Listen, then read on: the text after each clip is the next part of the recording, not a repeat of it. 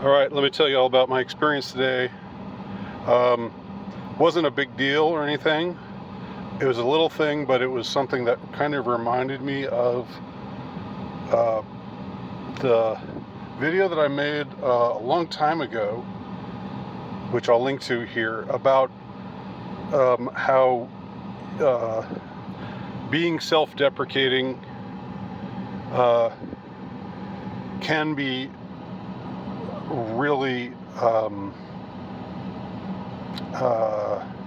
well, it can be really cheesy and sleazy thing to do, as I characterize it in this the video that I'll link to from a couple years ago. Um, and moreover, I think it's just good to have pride in yourself and not let others, try to make a fool out of you. Like, I think people who just presume that they can get you to be self-deprecating and get you to be a good sport, um, they really ought to. You really ought to check them. You really ought to not allow that to happen. Um, you don't have to say anything clever. You can just not smile. Don't let them try to make you into, don't let them make you a quote unquote good sport, whoever you are. Stand up, take pride. Don't let that happen. Let me tell you what happened to me. And even though, unfortunately, there's a racial aspect to this story, you can take it totally non-racially too. But I do think that when you're a white guy today, you're expected to be self-deprecating. And I think you shouldn't be. But I think that whoever you are, you ought not let yourself be put down. So I won't go into all of the details, but it was something where I was talking. I made reference to this this very black-sounding name, and I tried to pronounce it, and and then this black lady who had very much of an attitude, but was sort of trying to play it off as like, look, I'm just being I'm just being sassy, but don't take me too seriously, But it was obvious to me that she was her attitude was real, and it was obnoxious. So she corrected my pronunciation, and and I said, "Oh, wait a minute. Oh, are you sure you're right? Do you know this person?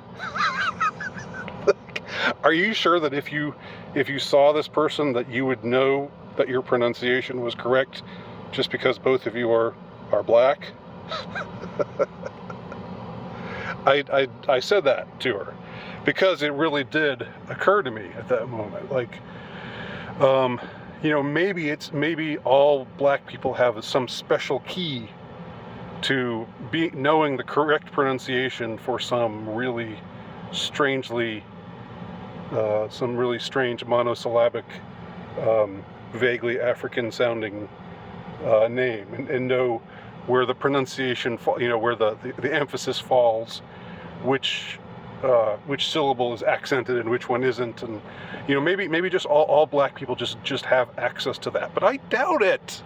I don't think. I think there are racial differences, but I don't think they extend to that. So this woman correcting me and sort of being all like, "Yeah, it's all right. I just let you white people get it wrong," and or she made some smart alecky comment like that, and I was just like, "Okay, if you say so." but I left with the whole notion of, I just sort of threw it back at her, like how do you know? You correct me with such confidence.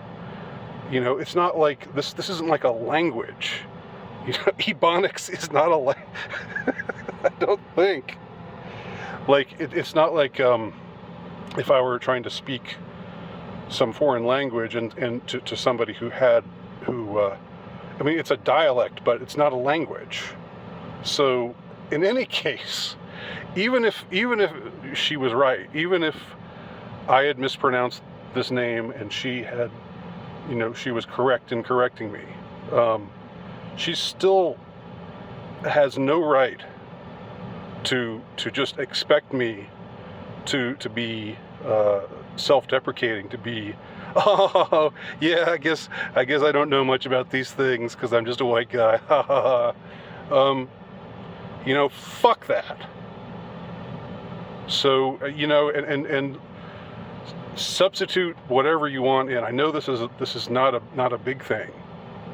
It was not, you know, like it was something that maybe, you know, other people would say, well, just swallow your pride and take the joke and laugh it off and you know, be the butt of the joke, be a good sport. But I'm saying right now, fuck that. And so that's what I say. Don't be a good sport. Don't be the butt of the joke. Whoever you are, this transcends race, even though, of course, unfortunately, the racial aspect of it will be what probably most people will comment on, if anybody comments on this video. But there you go.